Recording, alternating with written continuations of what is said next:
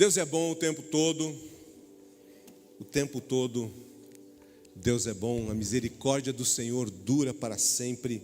Ele é o Deus poderoso que nos abençoa, Ele é o Deus poderoso que nos dirige, Ele é o Senhor das nossas vidas e nós reconhecemos tudo aquilo que Deus tem feito nas nossas vidas. De fato, estar na casa do Senhor é reconhecer que Ele é Deus, é reconhecer que Ele tem um plano para nós, é reconhecer que Ele é aquele Deus maravilhoso que nos sustenta de todas as formas. Sejam aqueles que são adultos, aqueles que são adolescentes, né? Eu vi que alguns ficaram um pouco assim, nossa, o que essa galera está dançando aí, né? Davi fez isso, se Davi fez isso, quanto mais nós, não podemos fazer isso. Mas também das crianças. Você viu que eles iniciaram, nesse tempo de louvor e de adoração, no tempo onde nós somos acolhidos, e é exatamente isso que nós queremos fazer, acolher as crianças aqui. Que você possa começar a enxergar, esses pequeninos e pequeninas com outros olhos, com os olhos do amor e da graça de Deus. Quero chamar a Lucélia a vir aqui à frente, chamar as crianças e apresentar o material que vai ser trabalhado nesse mês, e que Deus nos abençoe em nome de Jesus. Amém. Graça e paz, igreja. As crianças podem vir à frente. Enquanto as crianças vêm aqui, eu tenho um recadinho antes de passar o vídeo. Um pedido aos pais, aos responsáveis. Não sei se vocês lembram, nós fizemos essa sacolinha aqui no começo do ano, certo?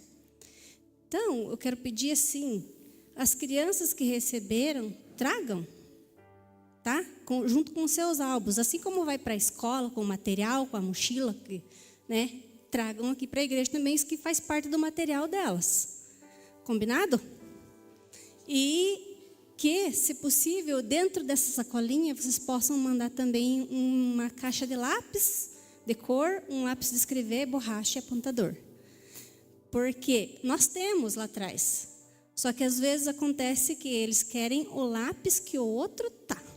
Então eu pedi assim, tragam dentro da tua sacolinha, montem um kitzinho para eles trazerem aqui. Não precisa mandar canetinha, é lápis. Combinado? Então, beleza. Vou passar o vídeo da nosso tema do mês. Olá, pessoal. Tudo bem com vocês?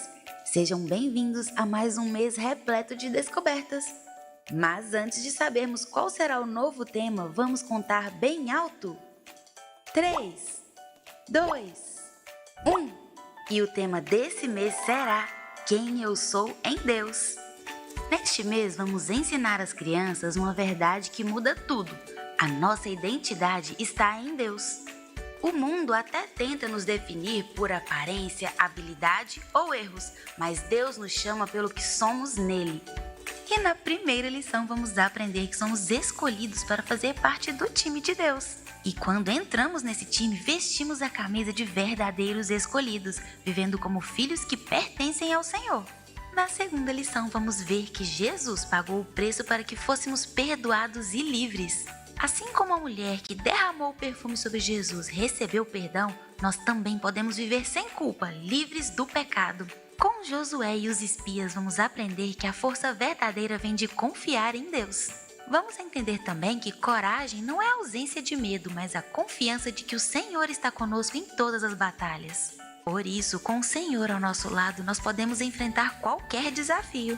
E na última lição, vamos conhecer a história de Paulo, que foi transformado de perseguidor em seguidor de Jesus. Isso nos ensina que quando entregamos a nossa vida a Cristo, Ele faz tudo novo em nós. Por isso, não importa o passado, pois em Jesus somos novas criaturas com uma nova história. Prepare-se para um mês de muito aprendizado, onde nós vamos declarar que eu não sou o que o mundo diz, eu sou quem Deus diz que eu sou. E se você quer saber mais sobre tudo o que vai acontecer durante o mês, então procure o pessoal do Ministério Infantil e não perca! Então, esse é o tema do mês, né? E hoje nós vamos trabalhar assim: quem eu sou em Deus. E o versículo vai ser 1 Pedro, versículo 2, capítulo 2, versículo 9, que diz assim: mas vocês são raça escolhida, os sacerdotes do rei, a nação completamente dedicada a Deus, o povo que pertence a Ele. Nisso eu quero fazer mais não está aqui na lição, mas acho que para completar, para a gente saber quem a gente é, e a gente vai trabalhar isso com as crianças hoje também. Lá em João 1, no versículo 12, diz assim: mas a todos quantos o receberam, deu-lhes o poder de serem feitos filhos de Deus, a saber, aos que creem no seu nome. Então, aos que creem no nome de Jesus, Deus nos deu a saber que nós somos feitos filhos dele, né? Então, é isso que nós vamos passar hoje para as crianças. Que a igreja possa estar estendendo as mãos e nós vamos orar pelo nosso culto. Crianças, agora fechem os olhinhos que nós vamos orar, tá bom? Senhor Jesus, Pai amado, obrigado, Pai, por esse dia, Senhor Deus, obrigado, Pai, por essa igreja, Pai querido do céu. Obrigado, Senhor Deus, porque nós temos muito o que agradecer, Pai querido do céu, pelo que o Senhor faz, o Senhor faz e continuará fazendo nas nossas vidas, Pai querido do céu. Obrigado, Pai, por cada criança aqui, Pai querido do céu. Que o Senhor possa estar, Pai, conduzindo as famílias, Pai querido do céu, conduzindo cada criança aqui, Senhor Jesus, para que daqui saiam, Pai amado, futuros diáconos, futuros ministros, Pai querido do céu, do louvor, da palavra, Senhor Jesus. Que o Senhor possa, Pai querido do céu, estar abençoando cada um, Senhor Deus, e conduzindo-os para que faça, Pai querido do céu, a Tua vontade na vida de cada um, Senhor Jesus. E que Teu Espírito Santo, Pai querido do céu, tenha toda a liberdade, Pai, para ministrar os nossos corações hoje, Pai. No Teu santo nome, Jesus. Amém. Obrigado, Célia. Deus abençoe.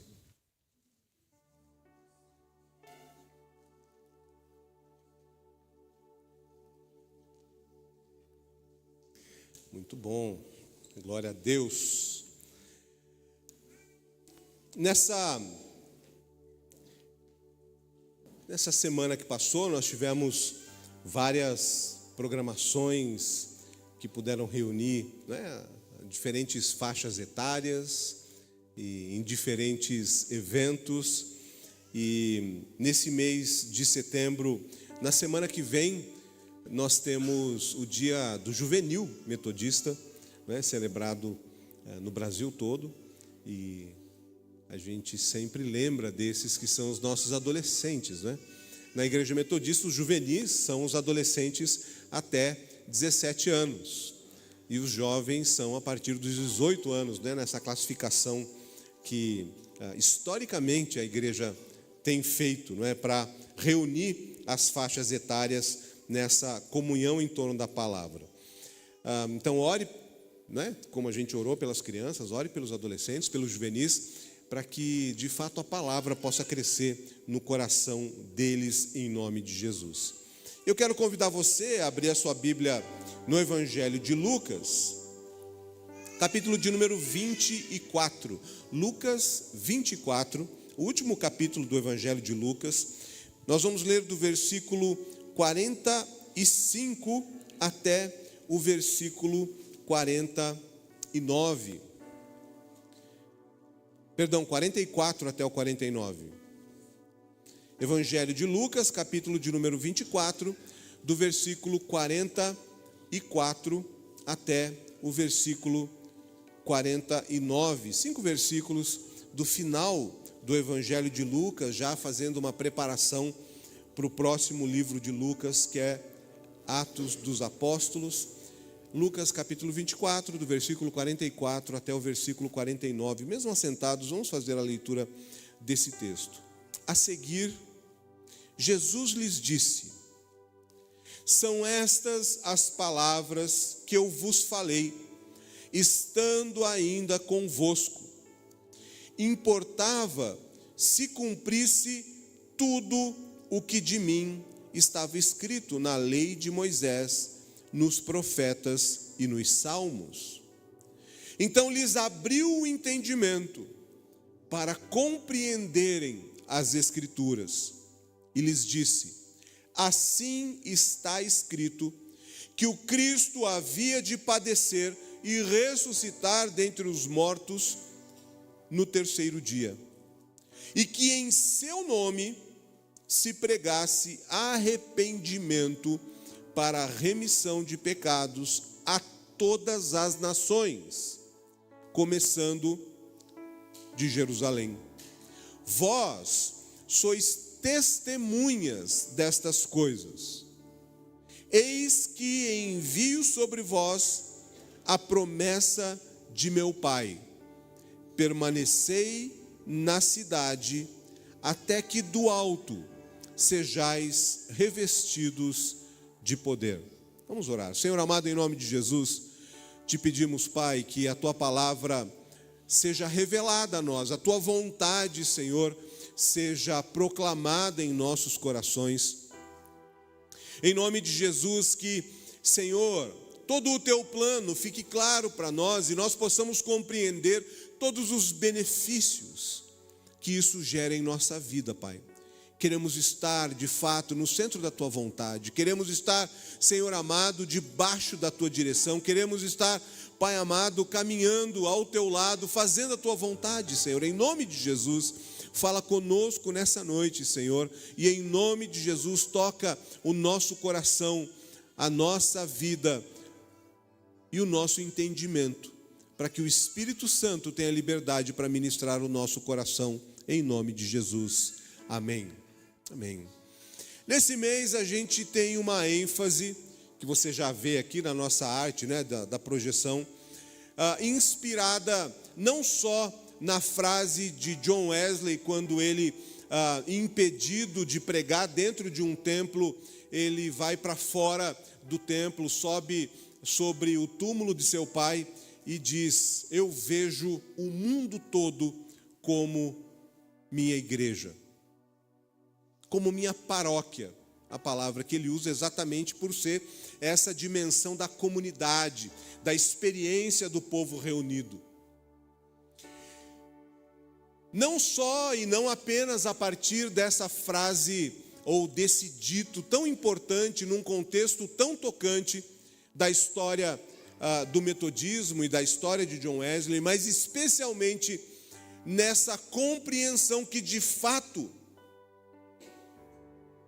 nós precisamos ser tocados pela presença, pela palavra, pelo mover de Deus e entender a dimensão da igreja. Nós precisamos compreender a dimensão do mover de Deus que nos une em igreja. De fato, a missão é de Deus. A missão é de Deus. Deus tem uma missão que Ele propôs para si mesmo conosco. Mas a igreja é o único agente de Deus para o cumprimento dessa missão.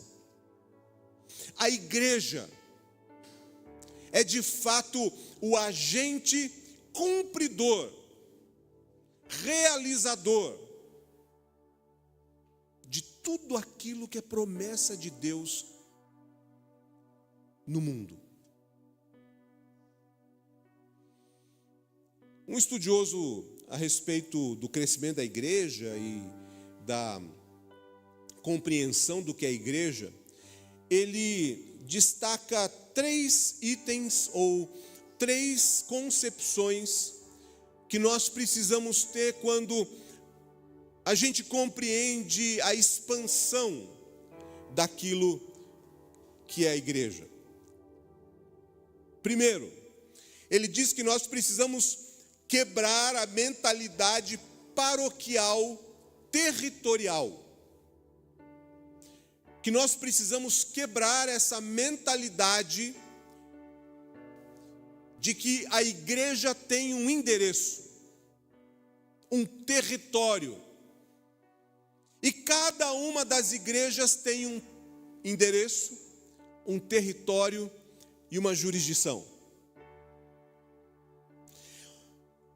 Segunda afirmação e segundo conceito que ele diz que nós precisamos compreender a respeito da igreja, é que é necessário que o nosso coração esteja disposto a que nós sejamos levantados e enviados como líderes que plantarão novas igrejas.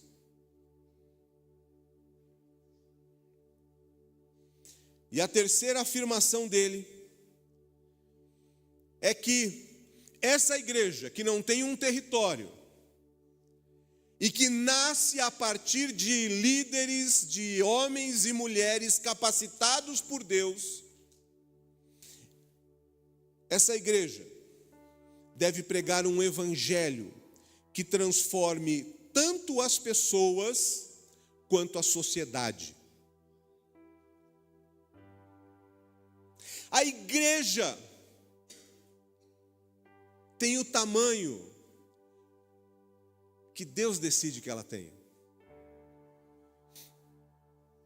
O problema é que nós queremos controlar aquilo que Deus faz. E aí nós construímos uma caixa para aprisionar o que Deus quer fazer. E nós construímos um prédio para dizer o tamanho daquilo que Deus tem que fazer. Ou melhor, para limitar aquilo que Deus deve fazer. Essa é a nossa tendência. Tentar controlar o agir de Deus, tentar controlar o mover de Deus, tentar de alguma forma controlar aquilo que Deus deseja fazer por nós, por meio de nós, por nosso intermédio. Ele quer agir no mundo. A igreja não tem o tamanho da metragem quadrada de um prédio. A igreja não tem o tamanho da quantidade de cadeiras ou bancos ou poltronas que tem uma igreja. A igreja não tem o tamanho de um hall de membros de uma igreja que diga que ela tem 10 mil, 100 mil membros. A igreja tem o tamanho do coração de Deus para a sua criação. O salmista reconhece que um dia louva outro dia e ensina o próximo dia que o Senhor é o Criador de todas as coisas. Lógico, nós não adoramos a natureza, nós adoramos o Deus que fez a natureza. Nós não adoramos as pessoas ou imagens de pessoas que fizeram boas coisas, nós adoramos o Deus que fez as pessoas. A igreja tem o tamanho do mundo todo. A igreja tem o tamanho de toda a criação. De fato, a gente achar que a igreja tem o tamanho do limite das nossas quatro paredes, é mais confortável, sem dúvida. É muito mais confortável. É muito mais tranquilo para se lidar. É muito menos exigente. Porque quando Deus está no controle das coisas, Ele nos coloca em situações que nós normalmente não gostaríamos de estar. Ele nos coloca diante de pessoas que nós nem imaginaríamos olhar nos olhos e entender que elas estão lá.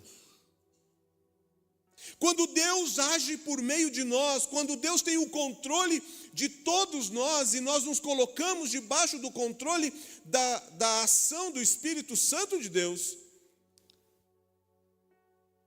Ele desafia o nosso senso comum a respeito dele, o nosso pouco conhecimento a respeito dele, a nossa incapacidade de conhecer e reconhecer a grandiosidade do amor e do plano de Deus para a criação.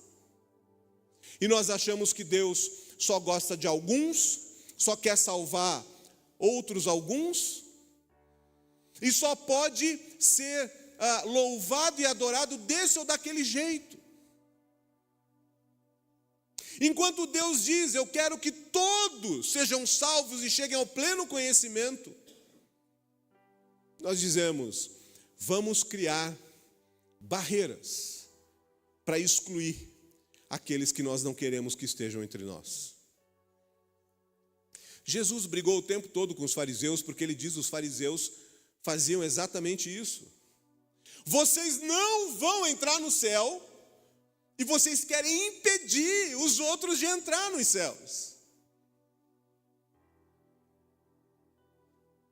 Talvez Jesus tivesse pegado mais leve com os fariseus, se mesmo não indo em direção aos céus, eles pelo menos não interferissem na vida dos outros.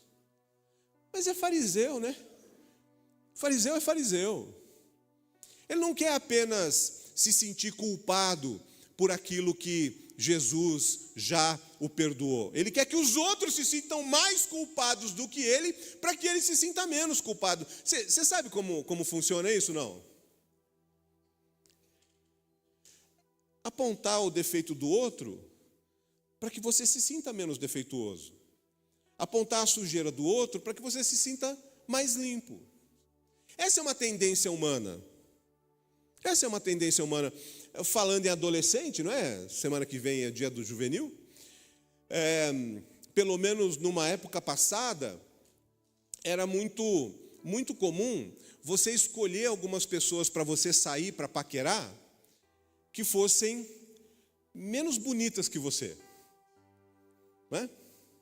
Para que você fosse o bonitinho do grupo.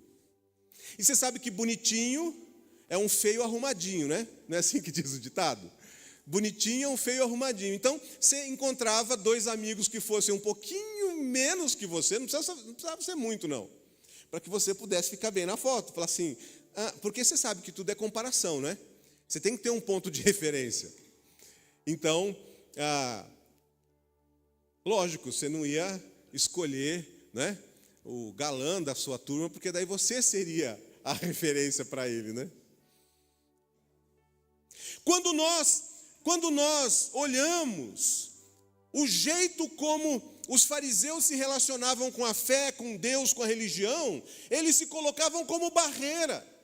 E eles então queriam colocar cargas pesadas para dizer, essas pessoas não cumprem.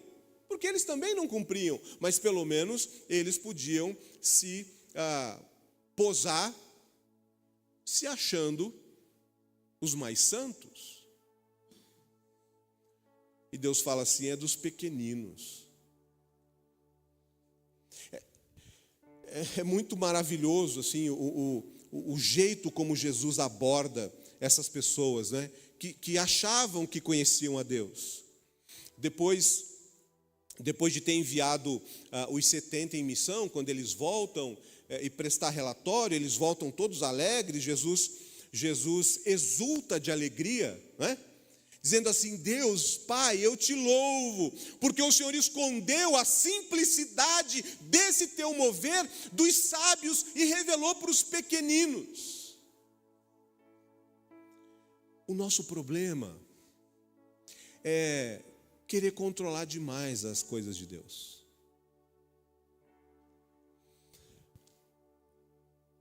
É querer colocar regras nas coisas de Deus.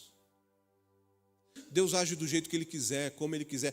Então, pastor, o senhor está dizendo que não tem regra, que cada um faz o que quiser? Não é isso que eu estou dizendo, não. Eu estou dizendo que a gente precisa fazer aquilo que Deus instruiu para que se fizesse. Que a nova dispensação em Cristo nos ensina a fazer.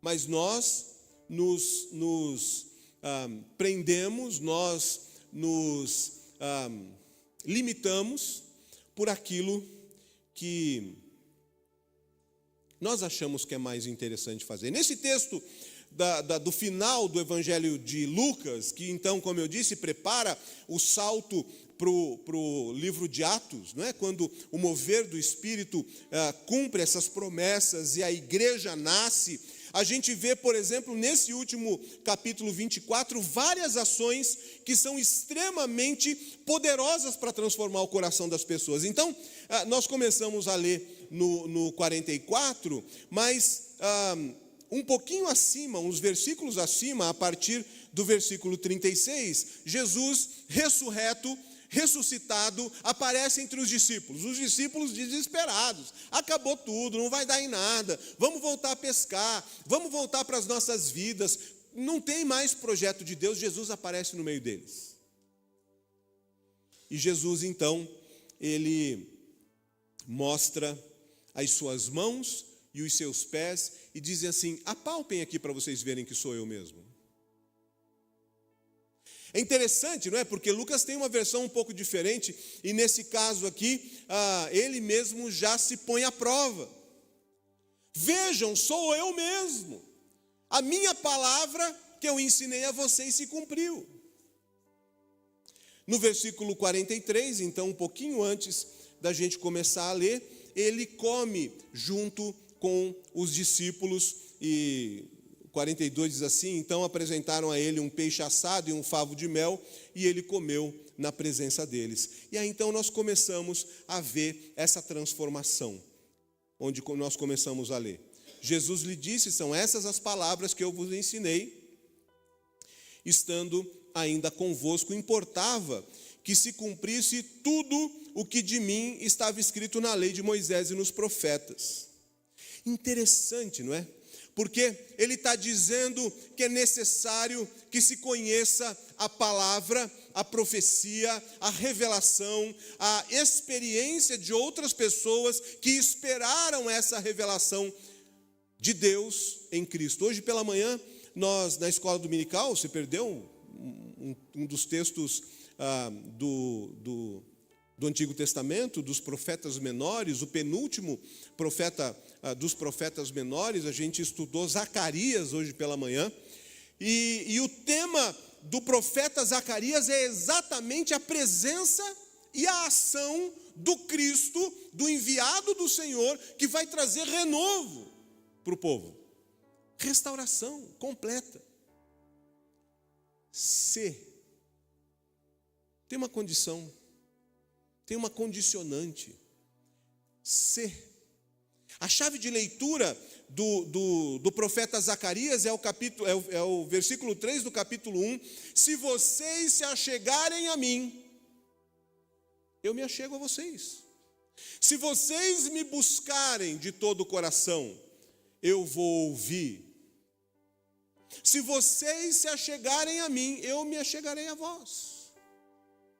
Deus está pronto, disponível, presente. E aí nós não compreendemos como esse mover é transformador. Então, nesse capítulo 24, pelo menos 2 vezes Jesus ressalta a necessidade de conhecimento das Escrituras. E aí uma pergunta básica: quantas vezes você já leu a Bíblia? Você já leu a Bíblia alguma vez? Se você não leu e fica dependendo das pregações de domingo à noite, você está mal na foto. Porque aí Jesus diz assim, no versículo 45 e até 49, não é? Na verdade, se você vê ali o 45 e o 46, Jesus lhes abriu o entendimento para que entendessem as Escrituras. Só que eu não conheço as Escrituras, eu vou ter entendimento do quê? A igreja, ela é feita exatamente desse mover de Deus que trata dos nossos defeitos, dos nossos pecados, das nossas mazelas e nos transforma em agentes capazes de portar o próprio ministério de Cristo nesse mundo. A igreja é o ensaio daquilo que nós vamos viver no céu. Nós vimos alguns domingos atrás, né, especialmente a partir do Salmo 150, como que o louvor e a adoração vai ser o nosso modo, o nosso estilo de vida na presença do Senhor. Mais do que isso, nos reunirmos aqui é sermos desafiados, da mesma forma como os discípulos foram desafiados e vocacionados para serem igreja. Esse texto de Lucas 24, esse texto que nós lemos aqui, do 44 ao 49, é o equivalente a Mateus 28, 16 a 20. Essa é a grande vocação, ou a grande comissão de Lucas, ou de Jesus no Evangelho de Lucas. E ele diz assim, então, no versículo 46... Assim está escrito que o Cristo havia de padecer e ressuscitar dentre os mortos no terceiro dia, e que em seu nome se pregasse arrependimento para a remissão dos pecados a todas as nações, começando em Jerusalém.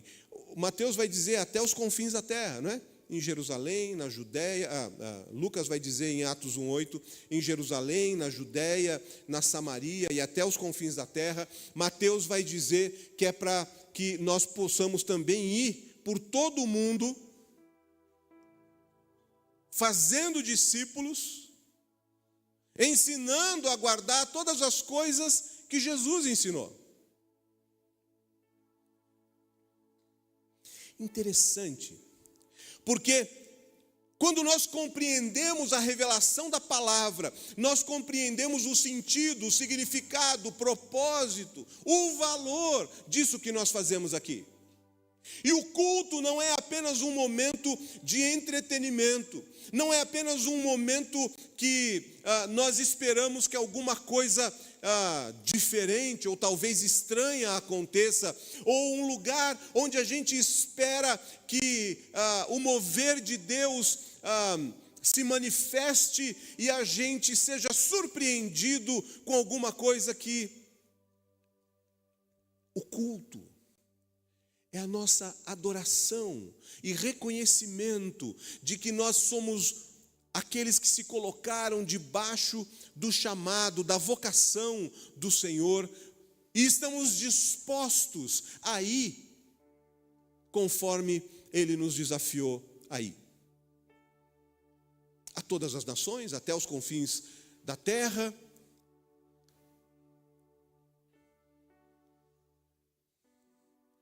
É interessante que muitas vezes nós queremos, de algum modo,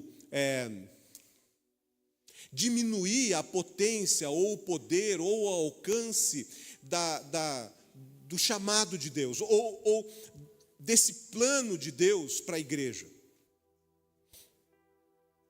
A igreja que vai nascer a partir da primeira pregação feita, exatamente porque a palavra foi revelada, porque Pedro foi revestido de sabedoria para levantar logo após aquele momento onde o Espírito Santo invadiu a casa onde eles estavam, com um som como de um vento impetuoso, e todos começaram a falar com línguas que outras pessoas entendiam, e Pedro levanta e começa a pregar, e começa a descrever desde o começo da história, desde Abraão e os profetas, e toda a palavra mostrando que Jesus é o Cristo, o Salvador. Naquele dia, 3.500 pessoas se convertem após a primeira pregação de Pedro.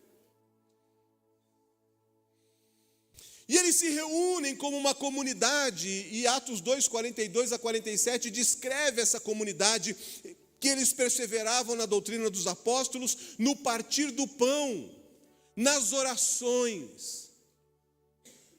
Eles viviam em comum, como uma comunidade que conseguia estabelecer vínculos com os outros, porque o amor de Deus os tinha resgatado.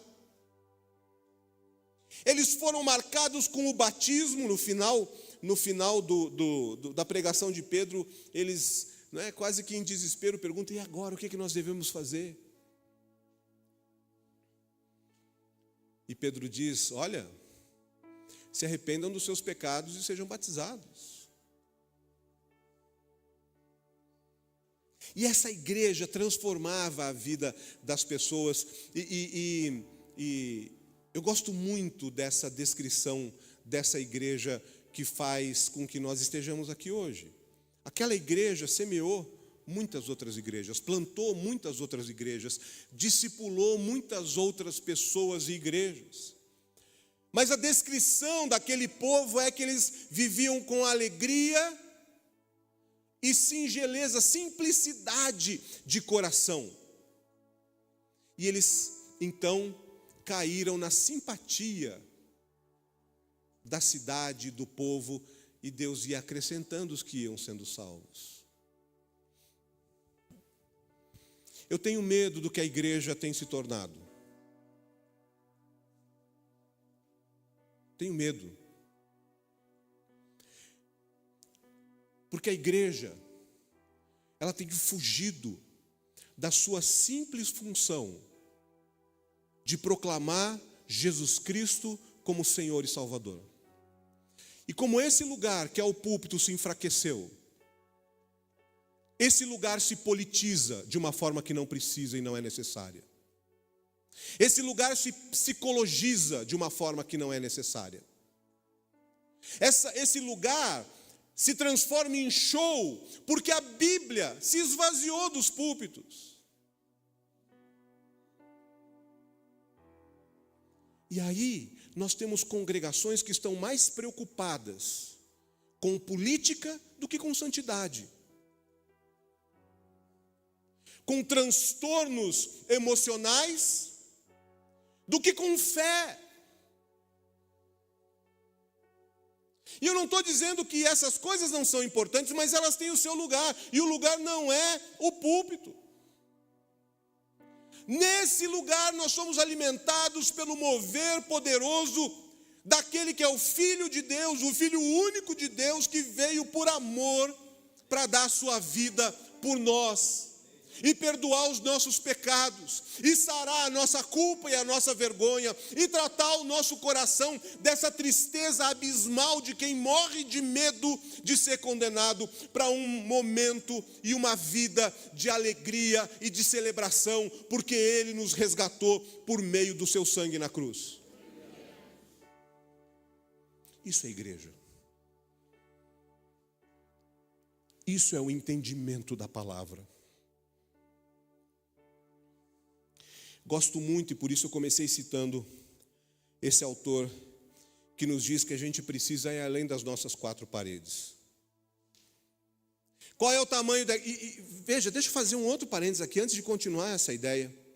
Quando eu coloco aqui essa experiência de Wesley, e essa frase, o mundo todo, eu vejo o mundo todo como minha igreja. O Wesley, ele não viu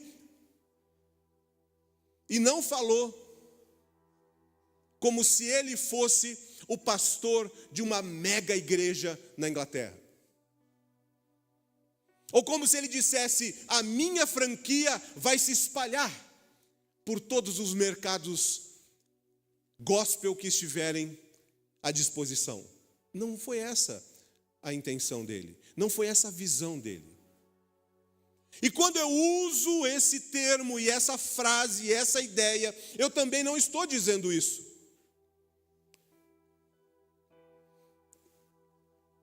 Eu quero que, como pastor, que a igreja que eu pastoreio cresça. Claro que eu quero.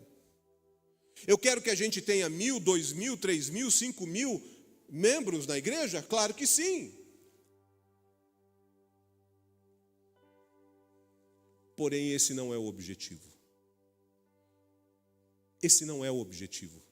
Porque a igreja não é medida em números. Porque a igreja não é medida na sua área do território construído para dizer que nós somos mais ou melhores do que qualquer outra pessoa. O que nós queremos é essa simplicidade do evangelho que transforma a nossa vida em alegria. E hoje eu tenho visto um evangelho que traz tristeza, que traz dor, que traz peso, que traz lamento, que traz violência, que traz horror e exclusão. Isso não é evangelho, isso não é igreja. A igreja somos nós reunidos debaixo desse Deus maravilhoso que nos chama para levar salvação a toda criatura.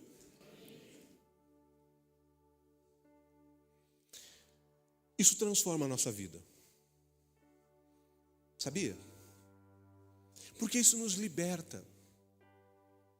Isso nos liberta de um peso institucional. A igreja não é a instituição. Nós somos metodistas, glória a Deus por isso. Eu sou pastor metodista porque eu acredito que a nossa teologia, a nossa doutrina é a mais equilibrada que existe nesse mar de interpretações teológicas. Nós não somos de extremos, nós somos de entender o equilíbrio de Deus nas nossas vidas. Nós buscamos a revelação que vem de Deus, mas nós interpretamos essa revelação com a inteligência que Deus nos deu. Nós somos crentes ilustrados, nós somos crentes instruídos, nós não caímos em qualquer conversinha de Deus me disse, Deus me falou. Nós não caímos em qualquer conversinha de falou 3 ou 4 palavras em nome de Jesus, a gente está acreditando. Nós testamos e provamos as profecias. Nós buscamos o conhecimento da palavra para que o Espírito nos abra e revele o entendimento da palavra. Eu estou dizendo isso para que você tenha a certeza de que você sabe onde está. Nós cremos nos dons do Espírito Santo e no mover capacitador do Espírito Santo. Nós somos uma igreja que dá liberdade para a expressão dos dons, sejam eles quais forem. Seja dom de línguas, de interpretação, de cura, de profecia, de celibato, né? Porque é um dos 29 dons, eu sempre falo isso, eu gosto de falar que solteirice é um dos dons no Novo Testamento, né? Só que eu nunca ouço nenhum dos jovens dizer amém, né? Tá bom, ok, é dom de Deus, né? Nós cremos que Deus nos chama a impactarmos o mundo com a nossa vida, com o nosso exemplo, com a transformação dos nossos desejos e vontades, com a santificação que acontece em nós. Então, o primeiro benefício é: o peso da institucionalidade não pesa em nós. Nós não estamos numa empresa que tem que vender cota, que tem que vender o nome da igreja, que tem que vender... Nós somos metodistas, sim. Nós somos uma igreja que tem uma tradição de pelo menos 300 anos, sim. Nós não nascemos do interesse financeiro de 1 ou 2 para lavar dinheiro de alguma coisa. Não, nós não nascemos por isso. Tanto que você vê que o momento de oferta, que é um momento pedagógico no culto, é muito tranquilo. Porque precisa ser fruto da ação de Deus, não da persuasão marqueteira ou comercial. E Deus nos abençoa assim. O segundo ponto, ou o segundo benefício de vários que eu poderia citar, é que quando nós nos unimos em igreja e deixamos com que esse mover de Deus nos tome e respondemos à vocação, ao chamado de Deus, essa santificação vai acontecendo na nossa vida e nós temos então um crescimento, um progresso, um aprofundamento, um crescimento, uma ampliação da vida em Deus. E aí, as nossas incertezas, as nossas dúvidas, o nosso sofrimento, ele vai desaparecendo. Porque a certeza do cuidado de Deus, a certeza do mover de Deus, a certeza da salvação, a certeza da esperança, da paz que excede todo o entendimento, do amor que é derramado sobre nós, Ele vai nos tomando e vai nos dando uma vida mais madura, uma vida mais plena, uma vida santificada na presença do Espírito Santo de Deus, que tem sabedoria, que tem graça, que tem unção e que age em todos. Nós não temos uma casta de gente mais santa do que outra. A igreja, ela está em todo mundo. A igreja não tem fronteiras. A igreja não tem nomes denominacionais. A igreja não tem lugares onde ela não possa ir. A igreja, ela é a nossa reunião em nome de Jesus, adorando Deus que nos deu salvação. Jesus diz assim: olha, era necessário que o Filho sofresse, morresse e ressuscitasse. Era necessário. E de fato é necessário. Porque a cruz, ela é o caminho em Jesus Cristo. Nós precisamos compreender o efeito do mover da cruz de Cristo sobre as nossas vidas.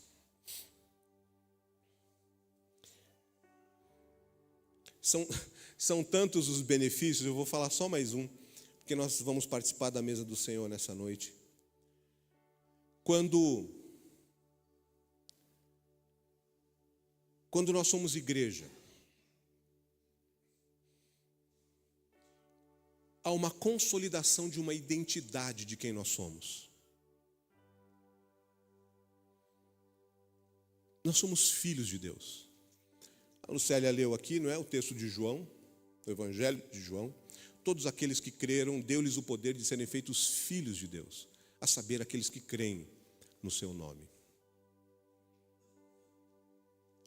Nós não somos apenas criaturas, fruto do poder criador de Deus. Nós somos afetuosamente acolhidos em Cristo. Essa nova identidade de filhos, de herdeiros com Cristo, de íntimos do Pai, de próximos desse Deus maravilhoso, muda a nossa identidade e também apazigua dentro de nós as nossas lutas. Nós nos sentimos relevantes, nós nos sentimos preparados, nós nos sentimos acolhidos, nós nos sentimos amados, nós nos sentimos acolhidos e abraçados por esse Pai maravilhoso que nos amou de tal maneira que mandou o seu único filho para morrer a nosso favor. Nessa noite, nós vamos participar da mesa do Senhor. Eu tenho outros benefícios que eu quero compartilhar com vocês, e no decorrer desse mês a gente vai poder, de alguma forma, compartilhar esses benefícios que ser igreja traz ao nosso coração. Mas nessa noite, eu quero te desafiar a compreender que a igreja é maior do que essas paredes. Que a igreja é onde você está. Que a igreja é a nossa reunião que revela a alegria, a simplicidade, que revela o poder, a manifestação de Deus, que revela o plano de Deus acontecendo no mundo por meio de nós. É interessante porque nós muitas vezes imaginamos a igreja como o lugar para onde nós vamos para recebermos passivamente alguma coisa. Não, eu vou na igreja para receber uma bênção. Ok, você vai ser abençoado. Mas não é porque você é um nada, não é que vai comer alguma migalhinha que cai da mesa maravilhosa de Deus. É porque você se reúne debaixo desse Deus maravilhoso que tem um plano. E você então é capacitado pelo mover do Espírito Santo de Deus para fazer a vontade dele onde quer que você esteja. Você consegue aceitar esse status de missionário? De missionária? Você consegue aceitar esse status de agente de Deus onde quer que você esteja? Talvez isso seja assustador, né? Assim, não, eu vou só para ver o que está acontecendo, só para ver o que está rolando. Mas deixa eu dizer, mesmo que você venha só para ver a paisagem, o Espírito Santo vai te alcançar. E eu oro para que Ele te alcance. E você seja um missionário, uma missionária em toda a terra, a começar da tua casa. Feche os teus olhos, vamos ter um momento de oração. Pai amado, em nome de Jesus, Senhor, nós queremos mais de Ti, queremos compreender que Tu és o Deus que chama, que se revela e envia. Tu és o Deus maravilhoso que se mostra a nós e nos capacita, Pai, para sermos agentes da Tua vontade. Eu te louvo pela Tua palavra nessa noite, eu te peço, nos dá grandes experiências em Ti, Pai, nos libertando, nos liberando, nos tratando, nos curando, santificando as nossas vidas em Ti, em nome de Jesus. Queremos, Senhor, que ao participar da mesa nessa noite, o nosso coração esteja desejoso de se alimentar desse plano maravilhoso, dessa proposta de redenção, de salvação, de vida eterna, de alegria, de bênção, de manifestação do poder do Espírito. Em nome de Jesus, age em nós nessa noite, Pai amado. Fala ao nosso coração, nos alimenta em Ti, na Tua mesa. É o que nós te pedimos em nome de Jesus. Amém. Aleluia.